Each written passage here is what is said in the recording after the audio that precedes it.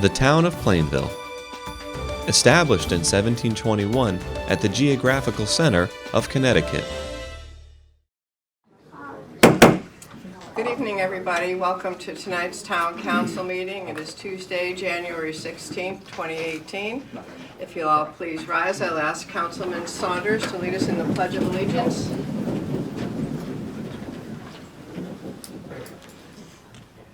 I pledge allegiance to the flag of the United States of America and to the republic for which it stands, one nation, under God, indivisible, with liberty and justice for all.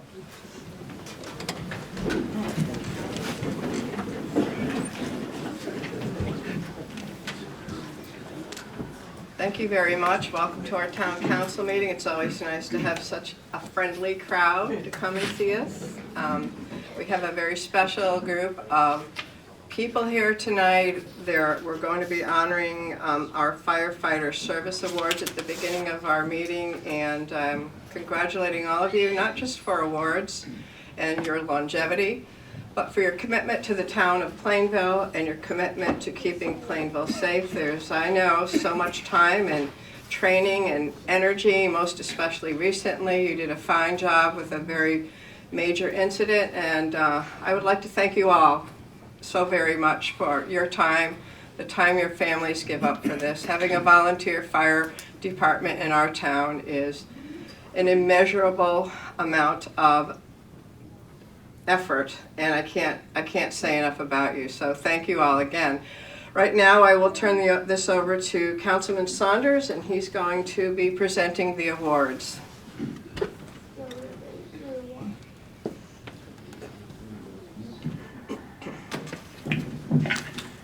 This is one of my favorite meetings every year. I love having you guys come in and get recognized for all the years of service. It's amazing to me how long some of you have served, and our town is much better for it. Tonight we're going to recognize everything from 5 years to 40 years of service to the Plainville Fire Department. And we'll start with the 5 years and work our way up. But I do want to say, I've gotten to know a lot of you over the years, and it's amazing to me how much commitment you have to our community, how much you do to keep people safe in their homes and their persons, car accidents, fires, floods, whatever. You guys are there running in and pulling people out, and we're eternally grateful that you do that. So let's start with the 5 years. The first one is Phil Brusso. So we have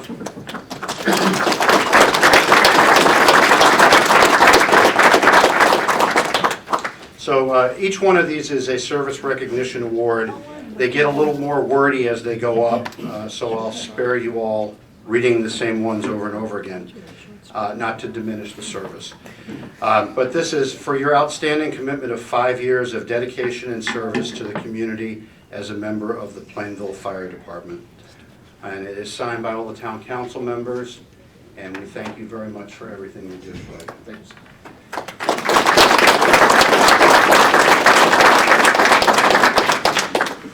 I don't think Doug Margarelli's here. No? Brian Roper? He's in the Caribbean. Oh, nice. Over here. Tom Machini Jr.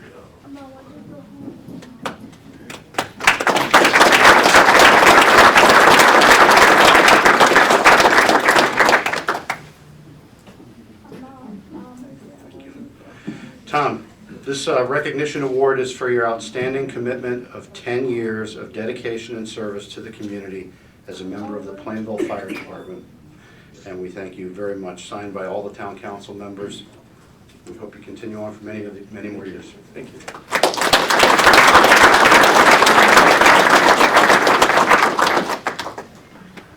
Pops is not here. Paul Brusso.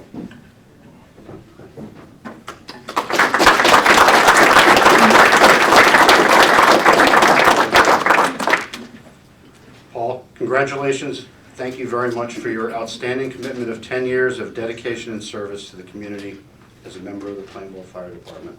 We thank you for your service to the town.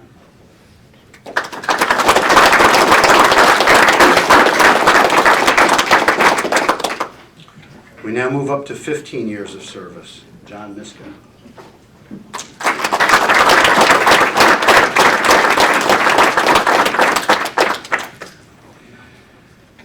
John, in recognition of your outstanding commitment of 15 years of dedication to the and service to the community as a member of the Plainville Fire Department, we thank you very much for your service.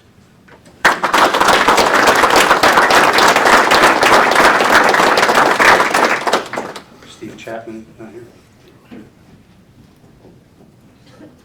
Tony.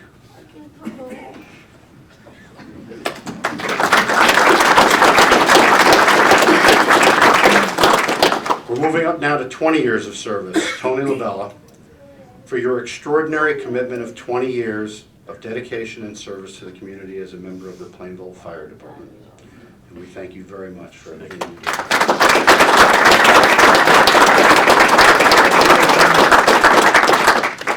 Jeff Romano.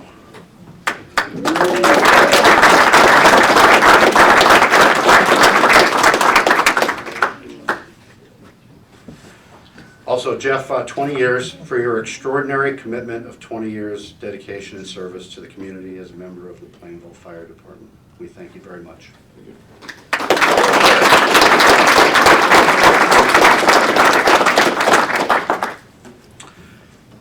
And now we move up to 25 years. Chief Adrian Paradis.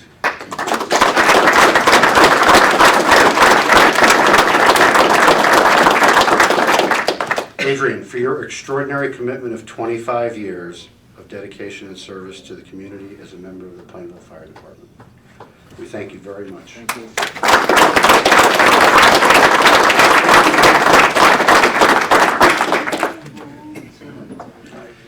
And last but not least, 40 years of service, which is amazing. Doug Dowdy.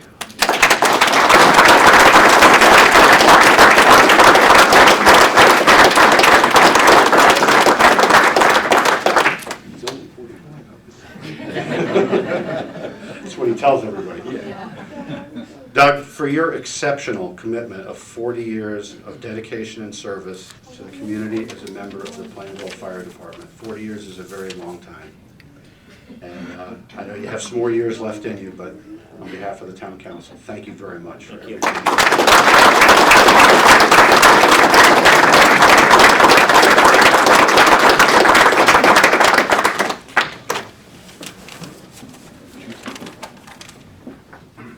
Chief, sure, if you'd like to say a few words. Thank you.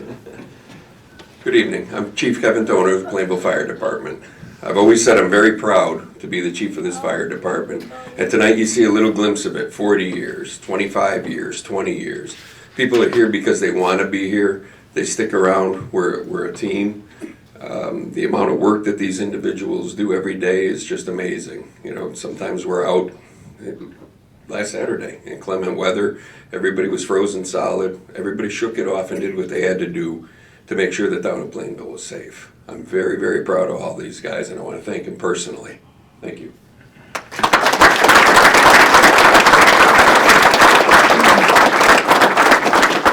Okay, we're going to take a little pause. If you'd like to go on, that's fine. You're welcome to stay for the rest of our exciting meeting, but if you have some other things, that's perfectly fine too. Thank you once again for all that you do.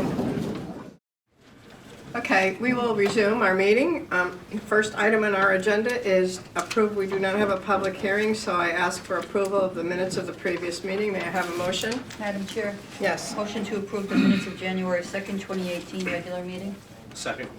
I have a motion and a second. Are there any additions or corrections to the minutes? If not, all those in favor? Aye. Any opposed? Thank you. Announcements and reports. Does anybody have any announcements or reports to make tonight? Madam Chair, Yes. last week I attended as liaison, the library board and the committee on aging. Library board was working essentially on budget, since that's coming up, and committee on aging also address that. And I just made the very, very end of the Conservation Commission on Wednesday evening. Fortunately, I had another commitment, but I'm talking to the members and the chair. They are still exploring the issue of the fracking waste. It's something Okay. that they're doing further study on.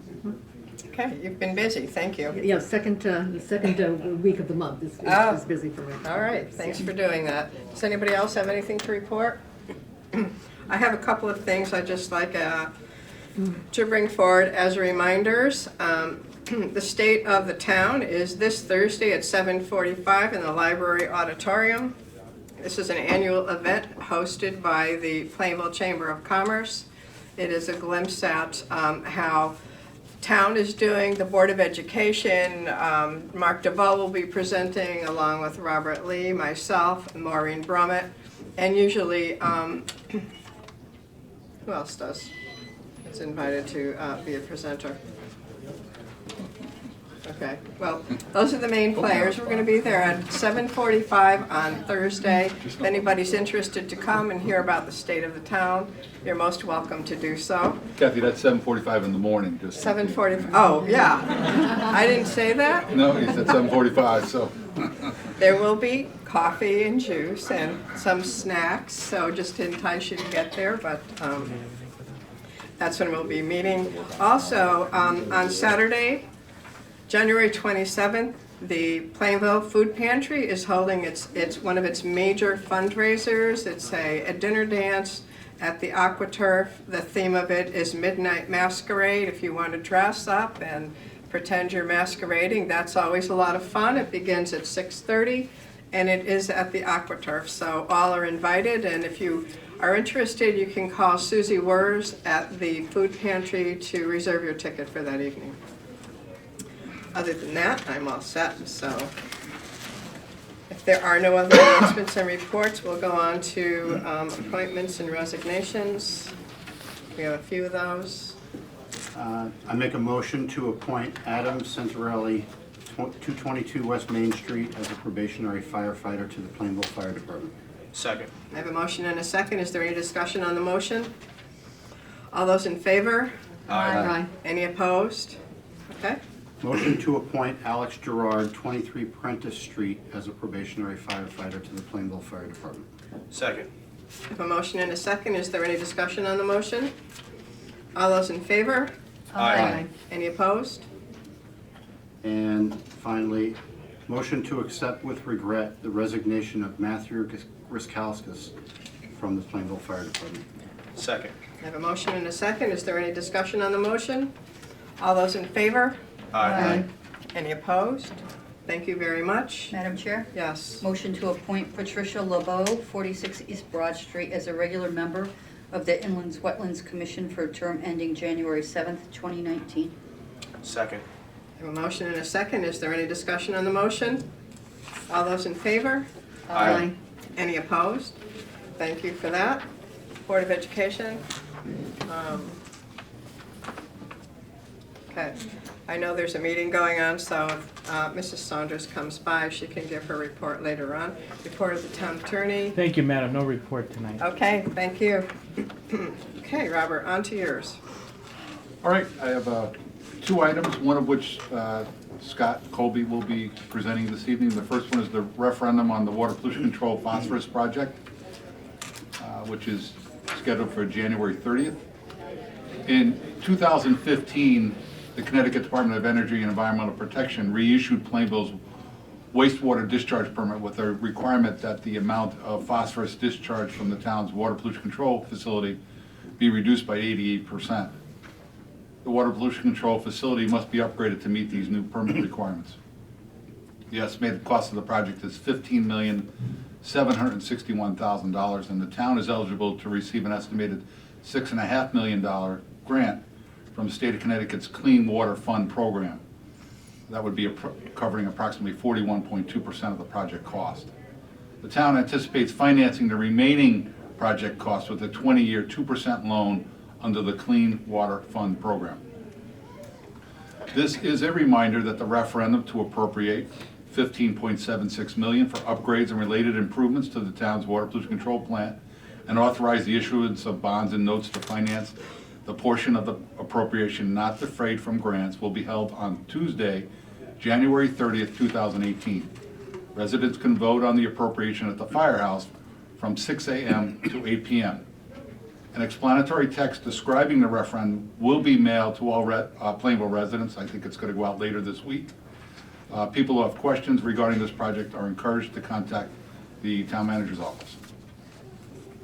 Okay. The second item I have is the financial dashboard, which is a copy of which was included in your meeting information packages for this evening and covers the first half of the fiscal year. The dashboard has also been posted on the town website. And I'm going to ask, Scott puts this together on a monthly basis now, and I'd like to give him the opportunity to report on it, and we're both available to answer questions you may have with regards to that. And then he's going to go right into his happenings as well, so I'll turn the microphone over to Great. Scott. Good evening. The town budget through December 31st, we have spent $26.1 million, which equates to 44.28%. We are under our two-year average. Our two-year average is 47.09%. On the general government side, we are 53.16%, just slightly over our two-year average. But when you look at the Board of Ed, they're coming in at 13.6 million. They are significantly under by 4.81% of their two-year average. Over at overtime, for the police side, we are coming in under our two-year average. We've only spent 60.39% to date. For roadways overtime, we are under our two-year average. Now the number looks a little skewed for the two-year average where it shows 142%, but that was based on overtime for the Northwest Drive project 2 years back. Now the overtime, the reason why it is high for both buildings and grounds and roadways is due to the leaf collection. But for both, we are under our two-year average. Looking at the snow overtime reports for the first time, now that we've finally seen it, we are over both for roadways and buildings and grounds. And this is due to the fact that we had a few snowstorms in December. They also landed on holidays and on the weekends. Looking at the hauler tonnages, we are over our two-year average by 162.92 tons. Moving on to the revenues side of the of the budget. We are under for all revenues, 4.6% lower, and this is due to the fact that we have seen a reduction in some of the state monies that we have received. And our current taxes, that is a little bit lower than a two-year average, and that's only because of the timing on some of the large escrow accounts when we get some of the taxes in. Looking at the estimated unassigned fund balance, we are sitting at about 8.2 million or 14.01%. And moving on to special funds, looking at the recreation expenditures, we are showing 62.32% spent. This is slightly over by 4.79%. Looking at the expenditures for the airport, we are significantly less. We have not had any large projects being conducted at the airport as in past years. Over at the WPC for expenditures, we are showing slightly less than our two-year average, as well as the library expenditures, which are coming in at 55% compared to our two-year average of 58%. The revenue side of it for recreation, we are showing 43.46% received.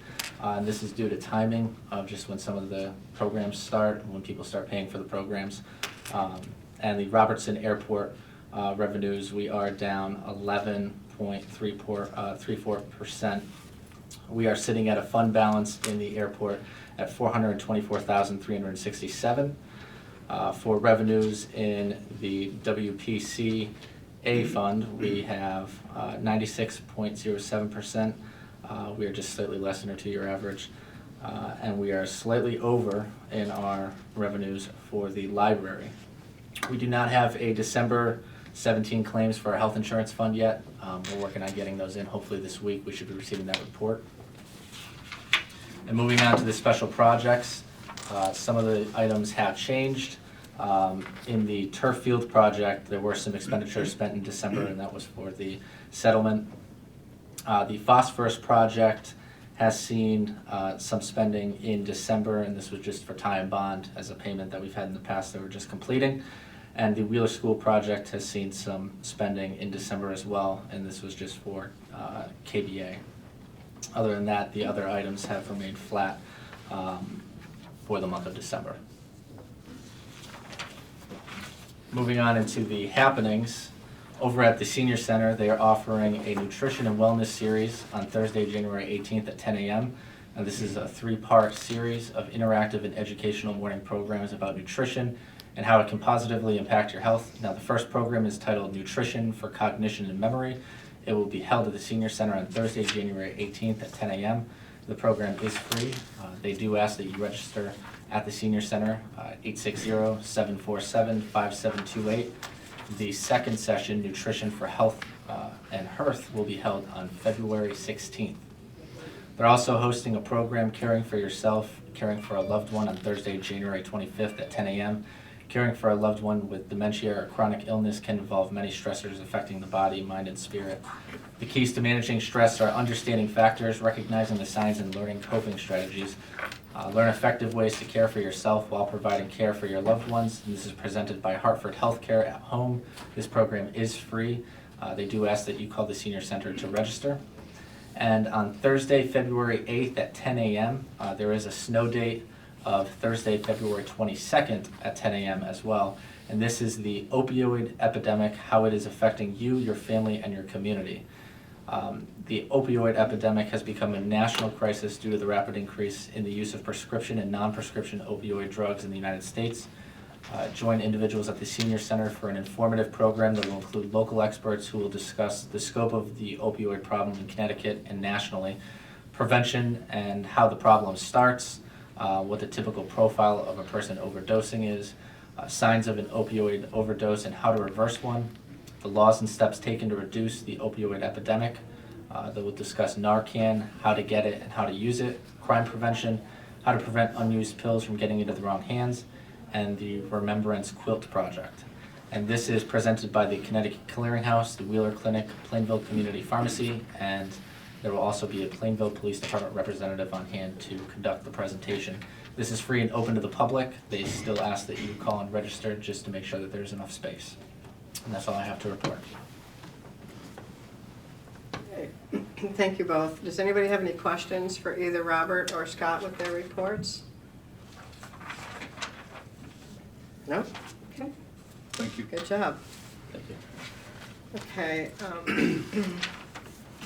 our next portion of our meeting is the public comment section. During this time, we welcome the public to come to either podium. Please state your name and address. You will be given 3 minutes to make your comments. I would like to add that we are going to implement a new timing system this evening. We have set up a system where when you're within 30 seconds of your time being expired, you're going to hear a chime, a single chime. After that, when you have expired your time, you're going to hear 2 more chimes. And at that point, I am going to ask that you conclude your remarks and return to your seat. I appreciate your cooperation with this. I think it's fair to all of our neighbors and residents that come here to voice their opinion that we all respect the 3-minute rule. And so let's see how it works. Tonight's the first night we're going to try this out. It's hopefully not too obnoxious, but I think I've heard them. They're actually quite nice, but they're going to give you a warning that you're at 30 seconds, and then once your time is expired, you're going to have 2 chimes to let you know your time has expired. And at that point, I'm going to respectfully ask that you conclude your remarks. Okay? Okay. So I'll begin with the names of the folks that have signed up on the sheet, and the first person is Candace Hall.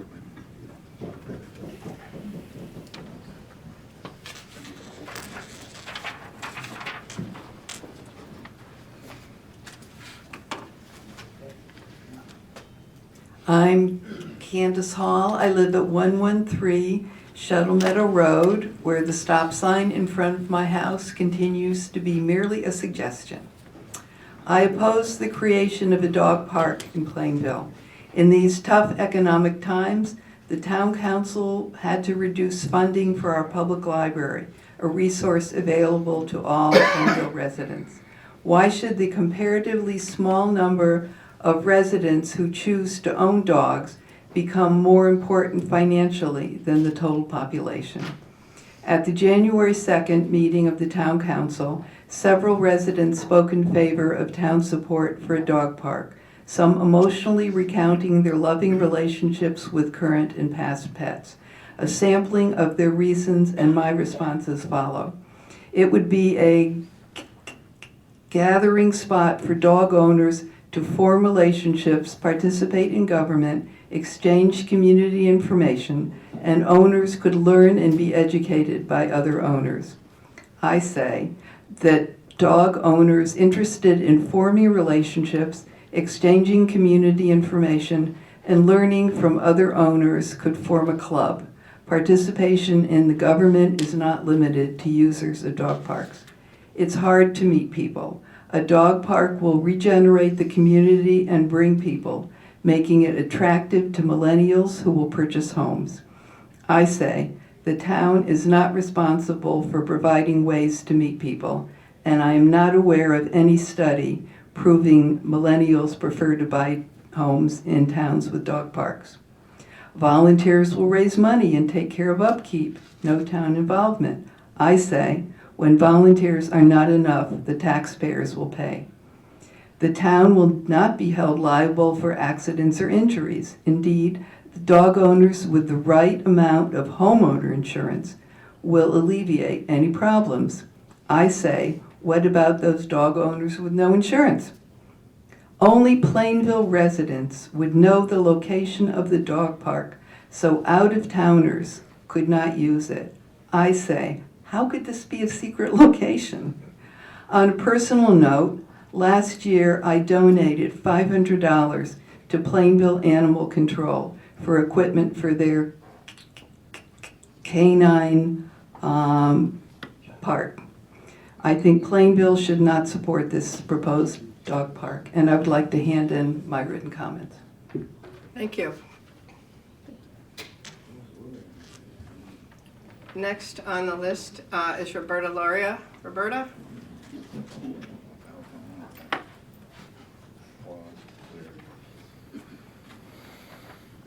Roberta Lauria, 18 Perrin Road.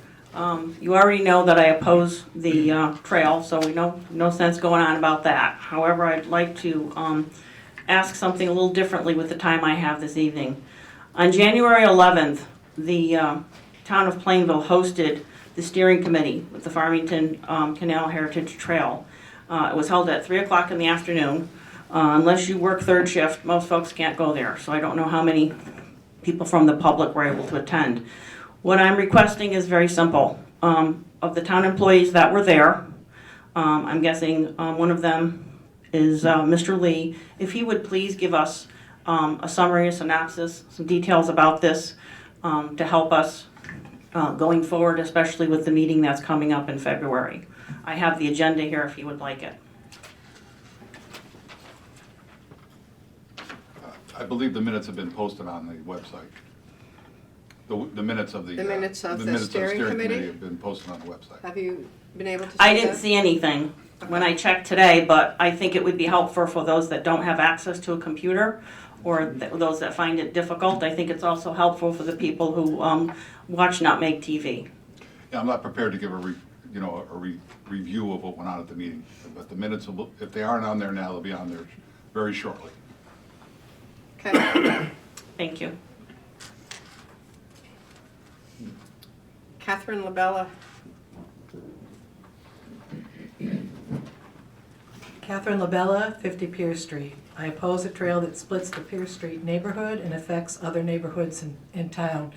Tonight, I would like to ask several questions about the upcoming public hearing and the budget for Alignment C.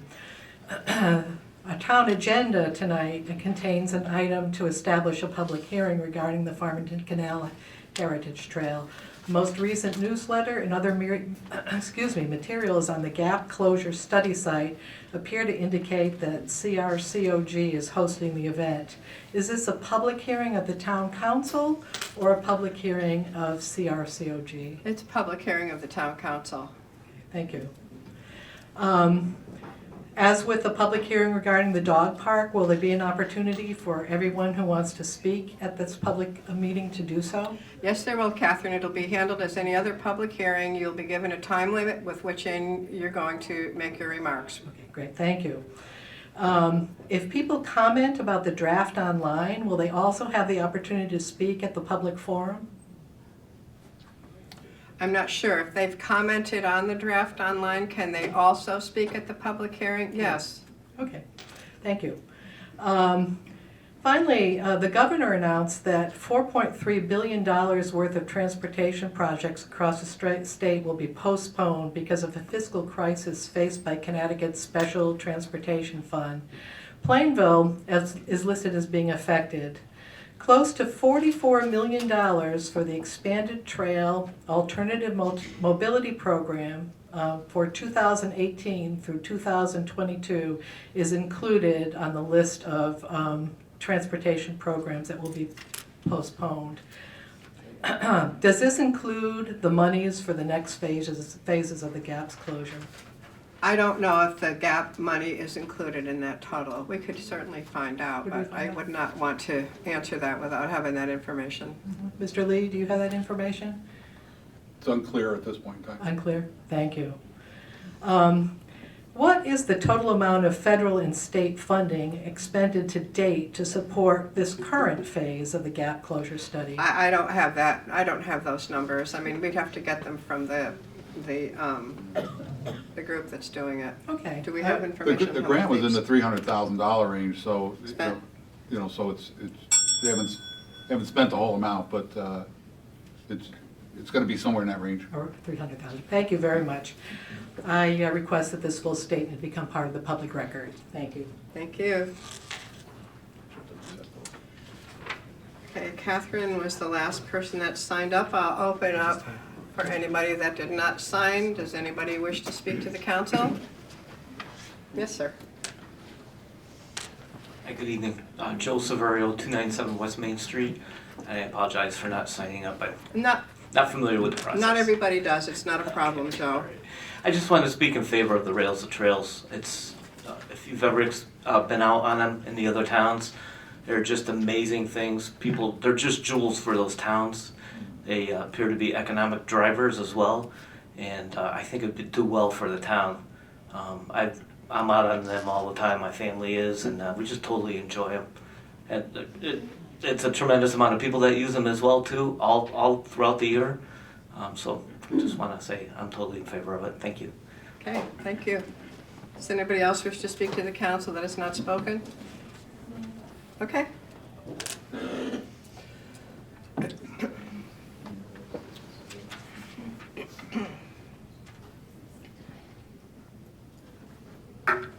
Good evening. My name is Carol Nicolucci and I live at 8 Condale Lane, right on the historic Farmington Canal. I moved back to Connecticut in 2011 after 46 years of residing in Massachusetts and started my search for a home that would be close by to my family. I looked at many Southington properties, specifically in low traffic, private and quiet wooded areas. After reading the listing for 8 Condale Lane in Plainville, excuse me, I decided to take a chance and look at the property. The home met all of the criteria I was looking for: close to family, a short, traffic-free, 3-home cul-de-sac providing privacy and quiet, a heavily wooded area bordering the rear of the property that provided a curtain of trees blocking the sight and much of the sound of the industrial area. Untouchable wetlands, as I was told after asking the question, behind the property, a piece including the original towpath of the historic Farmington Canal, bordering the rear of the property. Extensive wild animal habitat and moving water spilling into the canal on the north side of the property attracting so many varieties of waterfowl, including great blue herons that feed on the huge population of frogs in the canal waters. I have had 2 sightings of an American bald eagle in the back of my property. Whenever friends or family visited, they called my home idyllic. I called it my little piece of New Hampshire. I ordered a return address stamp that reads 8 Condale Lane, ... on the canal. In 2011, I had Tim Holcomb from Holcomb Tree Service evaluate the trees on my property. Just one example of valuable old-growth trees is the existence of 3 85-foot-tall tulip trees, 1 on my side of the canal and 2 on the opposite side. In the spring, these 3 trees are bursting with yellow tulip flowers, and I've included 2 illustrations of the flowers. I fear for these tall, old-growth trees. Residents on Condale Lane, Hollyberry Lane, and other nearby streets are still reeling from the soon-to-come deforestation, unknown flow 30 of water, seconds, Carol. and the loss of the Condale Lane cul-de-sac to provide room for the approved 10-house development on the 6.5-acre site of the Redstone Hill Appleyard property. The present proposal for the trail connector that will follow the canal beginning inside Norton Park will be laid down along the canal on this historic intact towpath stated in Ruth's book. Beside the towpath, we don't really know. We haven't been told yet. Carol, your time has expired. If you could sum up, please, I'd appreciate it. With the removal of trees on this proposed site and the removal of trees on the side, we are going to lose the privacy of our front yard. We're going to lose the privacy of our backyard. We'll have a direct line of sight to the industrial property, and we'll hear the sound. We won't have the blanket of trees anymore, and this will obviously devalue the price of our property. Thank you. Is it possible for my neighbor to continue reading this for her 3 minutes? If you would take your seat, I would let whoever is going to come up make their own remarks. Thank you. Does anybody else wish to speak to the council that has not had a turn?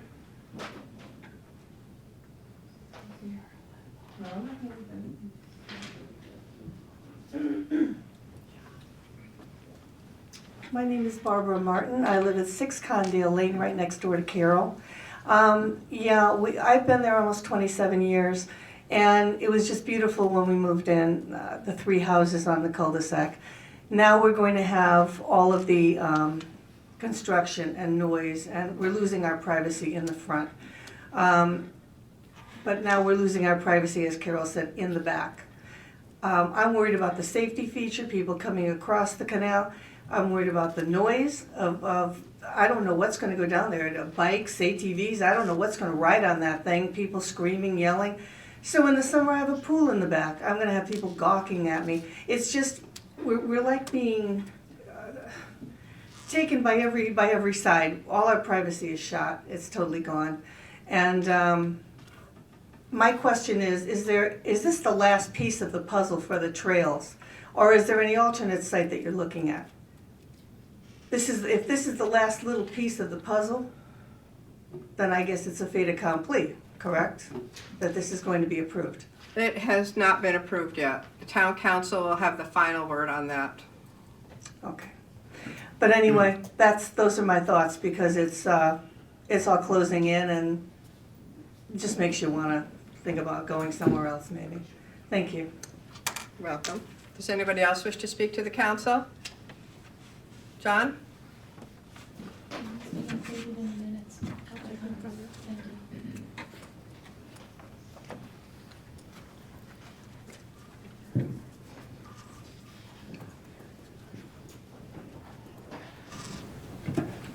John Kislick, 65 Forest Hill Avenue. I'm still upset about you taking away the Sunday hours from the library. So I'm going to mention a few items where I think the town should save some money and could save some money. We have an insurance commission that in August 4th of 2016 agreed to pay half of a $5 million insurance policy for the Balloon Festival. The cost was $6,250. I don't know if half was $3,125. I think that should be eliminated. Here we go again, like I said, the pumpkin and the balloon. We're wasting money on these things. If they want to have a balloon festival, the taxpayer should not be subsidizing these costs. Now the EDA, Economic Development Commission. I go along what they do with the low interest loans and giving some tax abatements. But on, I think it was sometime in October in their meeting, they approved a 50% tax reduction on a building that's going to be worth $3 million for 10 years. Normally, it's something like 40% for 3 to 4 years. This developer does not have a financial problem, and I think this council has to prove that. So I hope you do not give this kind of rebate. This is, I estimate, anywhere from $30,000 to $40,000 a year for 10 years. So this is something to look at, and I think it shouldn't be given to them, especially in our times now when we're having a surtax now. And I'll bet 50% of the people in this town are going to be surprised when they get that tax bill. They don't know. They don't know what's going on. My main thing to talk about tonight, and I hope I can go over that bill a few, is the health fund for the town employees. I'm a retired union member, and when I worked and had a health plan, our union had to negotiate with the contractors for our wage, our health and welfare, and our pensions. We were self-insured. When we ran in the hole because of claims, the actuaries or whoever it was come to us and told us, you got to come up with more money. We would have to take out of our pay 50 cents an hour, $1 an hour, or whatever to make up for it. We don't go back to the contractors. What this town is doing, we're like the contractors, the taxpayers here. And the town is giving them money. It's like above and beyond what we negotiated with them. This is wrong. We should not be paying 1 more cent as taxpayers for these people's health fund. That's wrong. And I'm hoping somebody could explain to me why you are giving $2 million to their health fund out of our tax money. How can you do this? I know I've got my buzzer, but this is important, Kathy. I talked to you earlier when you have an issue that's a little bit different, you know, and I'd like to have it explained to me why are you doing this? And then not only that, like... John, your time has expired. If you could wrap up. You had one other resident say how you're doing this. You're doing $500,000 at a time so we don't have to have a referendum. In our charter, under purchases, it's against our charter to do things like this. And I want this council to look at this. I don't think we should be paying 1 cent towards the employees' health fund. I'm not against the town employees, but what's fair to the taxpayers? Thank you. Does anybody else wish to speak to the council that has not already spoken to them? Anybody else? Mr. Frangos? No, I called on you. Your turn.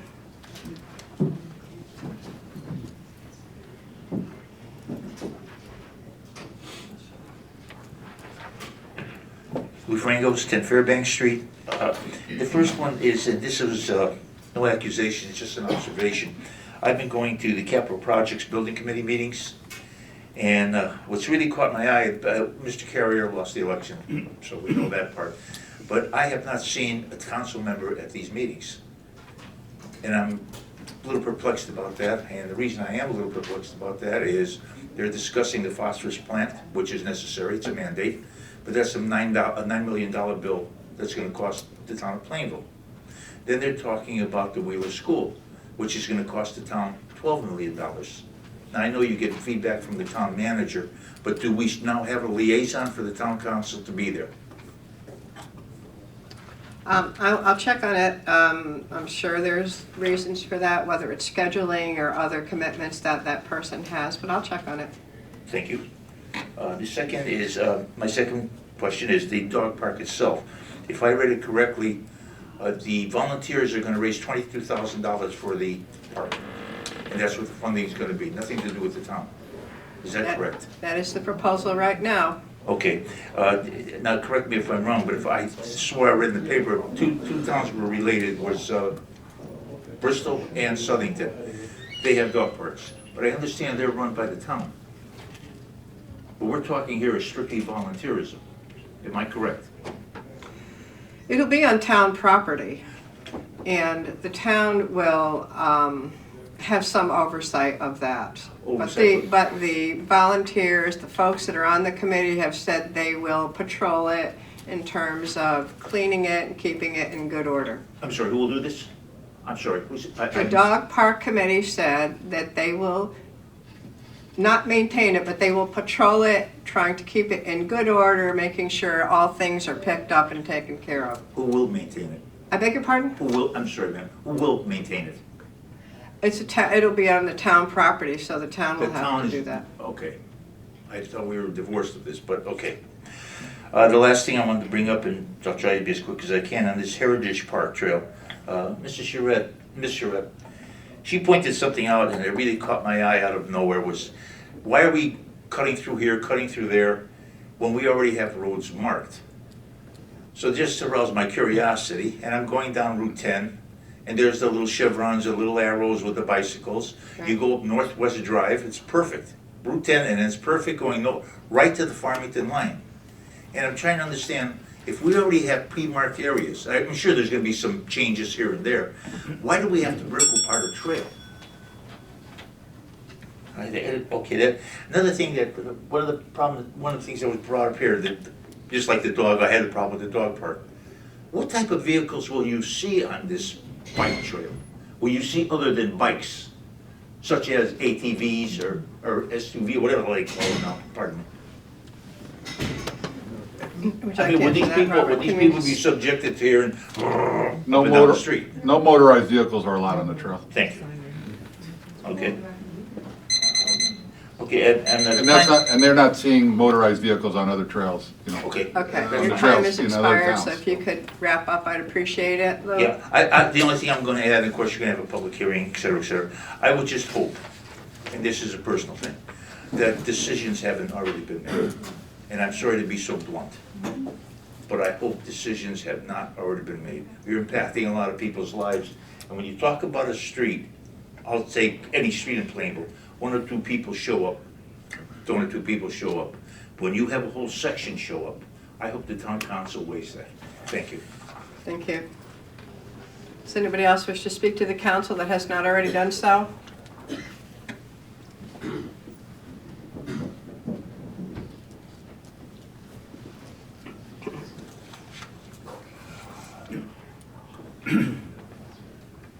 David Spencer, 127 Milford Street Extension. My Plainville neighbors here had a question on if this was the final piece of the puzzle with the Heritage Trail. It isn't. From New Haven to Northampton, there are all sorts of gaps in it.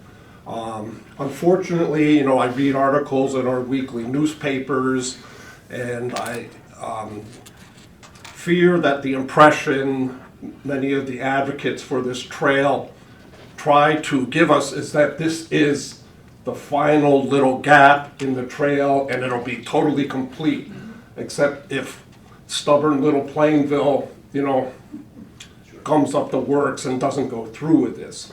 That's not true. I wish there's a little bit more honesty in the reporting and the fact that there, especially north of here to Northampton, there are all sorts of gaps. Some of them will never be able to be bridged. So this will not be a complete trail one way or the other between New Haven and Northampton. And I heard remarked tonight that, what a little gems these things are. Towns like Plainville, or Southington rather, and Cheshire, for instance, they were set up really well to implement something like this. Plainville isn't. I don't want anybody to have the impression that Plainville is the stick in the mud that prevents this wonderful little trail from being completed because we're not. Okay. Thank you. Does anybody else wish to speak to the council that has not already done so? Yes? Hi. Carrie Zach, 87 Hollyberry Lane. And I have spoken other days about the fact that the trail is quite intrusive, just so close to our house on Hollyberry and also my neighbors, you know, and intrusive with privacy. And so I'm just asking if there's another option. Mr. Lee mentioned that it's going to be going in front of his house. So in front of our house, we have a sidewalk. It's already a public way. So could that be an option? Could it just go in front of our house as one option? Or as I'm in my kitchen doing my dishes and I look out at the park, people walk through the woods there from the park. They take their dogs into the woods behind my house. And it's maybe roughly 200 feet, you know, from the canal. So there's already some sort of path in there. So could that be an option going, you know, not on the mule trail, but, you know, giving us that buffer of woods so we could maintain our property and that the path that's already there being used by, you know, people walking their dogs and whatnot. And could that be an option for us? I don't know that that's been discussed as an option. Okay, so that would be my request, that there is some sort of path in there, you know, in the winter without leaves, I can see people walking back there. And, you know, it's far enough away, it's maybe 200 feet, it's like, that doesn't bother me. But if it's right up against my property, it's like right in my face. Like I mentioned, my backyard is 50 feet, maybe 60 feet long, and to be right there, it's, you know, that's the reason we bought our homes, because of the woods there. And we knew, I was told, you know, by Mark DeVoe, they could never build anything there. And so we didn't have to worry about anything, any public, you know, being so close to there. So it's, you know, I'm just asking if there can be another option, perhaps, you know, giving us that buffer of a couple hundred feet of woods behind our homes. And, or, you know, maybe just have it go through the sidewalk that's already in front of our house, so it's already a public way. That's my request. Thank you. Thank you. Does anybody else wish to speak to the council? Marilyn?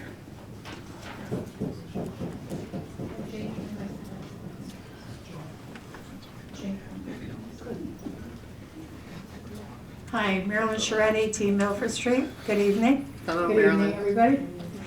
I have a quick question. Is there some kind of a timeline on why we have to make up our minds immediately about this trail? Well, I don't think there's a timeline, but it has been worked on for a very long time. So at some point in time, a decision does have to be made. Yeah, I understand that, but I'm just concerned that maybe we need to put a little bit more thought into it, because there have been some other options just thrown out to you even this evening. And I think maybe we could put a little extension on the timeline of it. And the other comment that I'd like to make, I listened very carefully to the people talking about the dog park. And quite honestly, I was really concerned about the area, and for one particular reason. From what I understand, that's a heavily infested tick area down there. And anybody that has dogs certainly doesn't want to walk away from there. You know, with that consideration in mind, they're going to have serious health problems with their animals. You know, maybe it would be best to look at other options, and/or because of the financial aspect, that we, the taxpayers, are going to be carrying the brunt of it. And we know that because down the road, volunteers do fizzle out.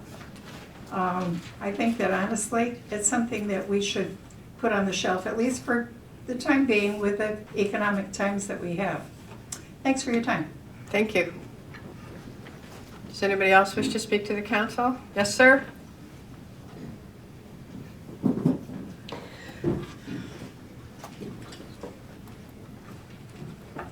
Joel Lennon, 63 Hollyberry Lane. I just want to say I agree with Carrie, Zach. That area she's talking about is high and dry. Well, not high, but it's at least out of the wetlands where the old Mule Hall Trail is in the wetlands. Now, I would like to finish what I intended to say 15 days ago, plus express my opposition to the fact of building 5 new unnecessary bridges of various sizes and then the maintaining and eventual replacing them in the future, as well as a $2 million tunnel conduit under new Route 72. So to continue, anyone who voted to have some of our streets repaved at $5 million should be able to imagine what it will cost in the future. Add in 5 bridges, fencing, wood, pavers, concrete, shrubbery that a lot of times cannot be used, and when it is used, also has a limited warranty. They tell us it's free. The federal government and the state of Connecticut are bankrolling it. Yeah, right. Who's bankrolling them? We, the taxpayers, and after it's all amortized with interest, Plainville taxpayers will get stuck with a repair, cleanup, restoration, and liability. You will get the picture when you receive the special assessment bill soon to start arriving, and maybe you're battered a mailbox like mine that I've had to replace several times. Make no mistake about it. We are being bullied by people who don't care, who do not listen to reason, some not even from this town. I'm wondering how much extra it will cost to make the abomination of so-called trail to be handicap accessible. Will it have to be lit up at night, especially those 200 feet of dark tunnel on the Route 72? Surely they would not attempt to put a crosswalk across 177 at the end of the very busy 3-lane exit ramp. Why don't they figure out a way to put the dog park down there also? It would almost be funny if this whole fiasco were not so tragic to so many people, so negatively affected. If they are going to screw things up, might as well do it big time so everybody can laugh at us or give us the one-finger salute as they are backed up in traffic all the way onto I-84. Leave well enough alone. This idea is basically being forced on us stakes. There is a saying, if it smells like cologne, leave it alone. If there are some people in Plainville who want this elongated trail so badly, where are they? I listened to 2 people and town managers so far in 5 meetings that think they might like it. I question their thinking. Everyone else, meeting after meeting, do not want it. I'd like to take a poll, but we don't have time.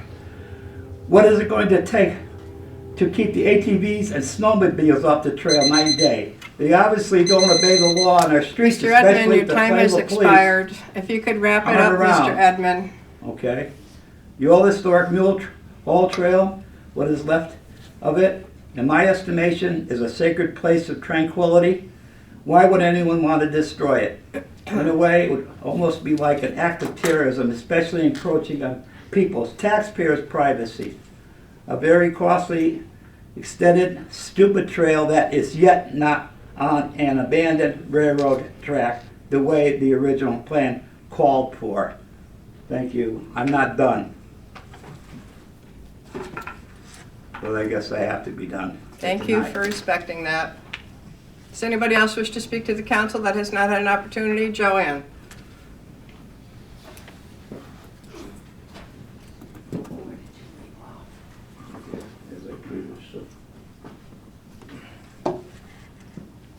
I would like to, Joanne Edmond, 166 West Main Street. I would like to continue on with where he left off. As I previously said, people meaning bicyclists, hikers, rollerblades, skateboarders, walkers, and even unlawful people like mischief makers, trespassers, hunters, and troublemakers are already and have been getting through Plainville, the only 3 miles distance north to south on well-marked and maintained roads and sidewalks. No rail, no trail. I don't have to be a civil engineer to show or tell any trail designer that shrubs or even a fence will obscure a trail on top of the mule trail. It's 30 feet past our property lines on the other side of the canal. I live there. I know and I watch, and yet I have yet to see anybody out there doing whatever. And our wildlife, the deer, coyotes, fox, raccoons, and an occasional bear, muskrats that my neighbors and I watch and enjoy seeing will get scared away and disappear. We're not talking the North Woods here. There is not much woods left out there, therefore upsetting the ecological balance of the forest and wetlands environment. What am I about to say is not fake news. There are a few people from out of town that are encouraging some people in the town of Plainville that we want and need to have a very disruptive, negatively impactful, and invasive, overly extended trail through town. That it won't cost local taxpayers any money to build and play down what it will cost them forevermore. They suggest it will help local commerce and that a thoughtful trail can actually enhance both public and natural spaces. That every foot of the proposed trail, my math suggests that there would be approximately 27,984 of them. Mr. DeVoe quotes, "The law requires that measures be taken to use all reasonable and prudent measures to avoid impact, and where impacts cannot be avoided, to minimize those impacts to the greatest extent feasible." Yeah, right. The entire trail design is impactful in one way or another. I wish to say that I just read to you what I just read to you was fake news, but it's not fake news. And mark my words, there will be much disruption during construction and also forever. Mr. DeVoe also states historic features can be showcased and protected for generations, forever, in lieu of allowing them to continue to slowly decay. Nature has been slowly decaying for millions of years, and nobody is the worse for it. I would think watching a man-made, poorly designed trail through people's backyards and front yards slowly decaying would be a lot more distressing, and it would not take that long before that starts happening. That's where the taxpayers of Plainville come into the picture. Your time has expired, Joanne. If you Okay, could I please guess wrap up. we're not going to be able to finish it. Your time's up. And you know something, just quickly, I have to say, I did attend that Roberta asked questions about the steering committee, and I did attend the steering committee, and I have some comments to make about it.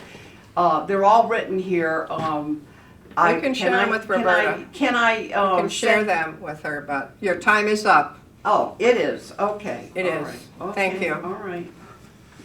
That's nice for the taxpayers of this town to be put in this position. I'm gonna give this to Carol so she can have it for the record. It wasn't too pleasant.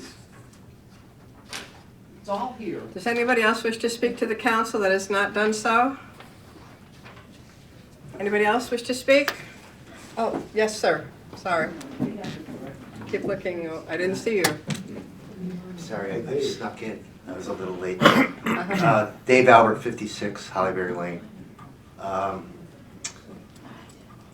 I was unable to make the dog park meeting. I had some work, but again, I just wanted to reiterate what I had said a couple weeks before that, and that no dog park should be 60 yards from anybody's house.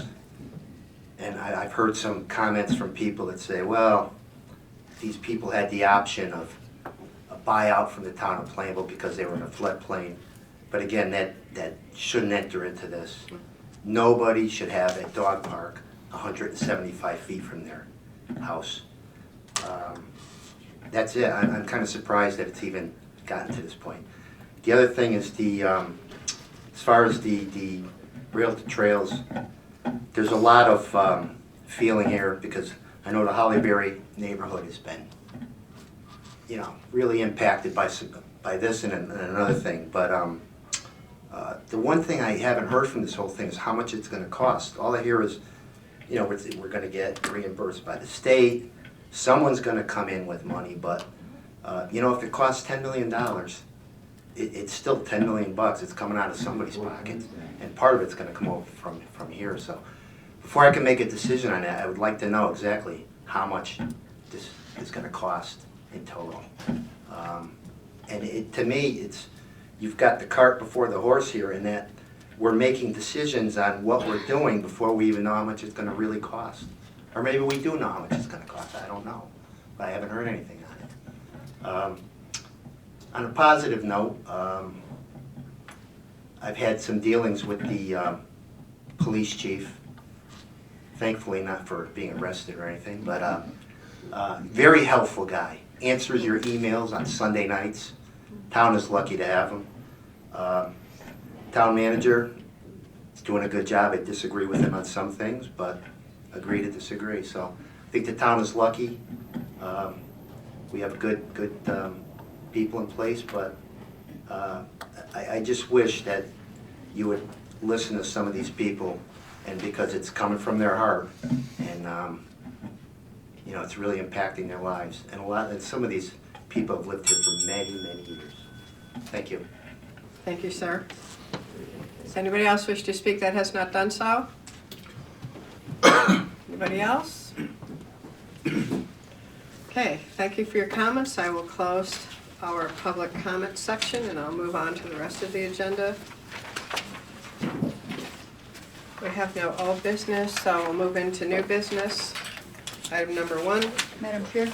Yes. Motion to establish a public hearing for Monday, February 5th, 2018 at 6 o'clock in the middle school auditorium to hear public comment regarding the proposed draft gap closure study report, followed by a regular town council meeting. Second. I have a motion and a second. Is there any discussion on the motion? If not, all those in favor? Aye. Aye. Any opposed? Okay, number 2. Madam Chair? Yes. Motion to approve the tax refunds as listed on the addendum. Second. I have a motion and a second. Any comments? All those in favor? Aye. Any opposed? Thank you. Mr. Lee, do we have any other items of interest for this evening? Just one, I wanted to respond to Mr. Albert's question with regards to the process. This gap closure study is and the whole project is really a 3-step project, and we're in step 1, which is to determine, you know, the route, the alignment. It isn't a commitment that it's going to get built. It isn't, you know, certainly is a commitment that the town's going to put any, you know, money into the project. So the first step is to determine, you know, where the route's going to be, the alignment, and that's the, you know, that's the reason for the planning study. And when the planning study is completed, right now it has been completed. There's a draft report that's posted online under you know, the rules. People have 30 days to comment, and the council has determined that they would have a public hearing as well. Then once the planning study is finalized, the council needs to take action on the planning study. You know, if the council takes action on the planning study and determines the alignment, the next step would be design, and you know, applications would be made to the state for funding for the design. And if the funding didn't come forward, then the design wouldn't go forward, and the project would stop then until design monies were available. The same thing goes for construction. There'll be opportunities for the public to participate in the, if we get to the design stage, to participate, especially those people who are in close proximity to the trail, to participate in how the trail will be designed. And you know, at that point in time, you know, some of the questions with regards to where it's going to be exactly located, you know, say through Norton Park, will be, you know, can be, you know, discussed and looked at that point in time. You know, the line doesn't mean that's going to be the exact location. There may be some adjustments that'll be necessary because of permitting processes, because of, you know, other environmental issues, you know, and perhaps even cost as well. So, I just want to, you know, I guess assure people that this is the first step of many steps where the public will have the opportunity to have input, you know, into the project. And if we get through the design process and then we apply for monies for the construction, if those construction monies aren't forthcoming, then the project stops then as well and doesn't get built. So you know, again, there'll be plenty of opportunities for people to have input on the project as we go forward, and the council will generally be the ultimate, decision maker as well. So I would recommend that you keep that in mind, that it isn't, when the council takes action, it isn't the end, it's really more of the beginning, and you know, and there's a long process in front of it, so just to keep that in mind. Okay. Anything else other than that? No. Okay. Okay, thank you all for your comments. We do not have an executive session scheduled for tonight, so I'm asking for a motion to adjourn. Madam Chair, motion to adjourn. Second. We have a motion and a second. All those in favor? Aye. Any opposed? Thank you very much. Good evening.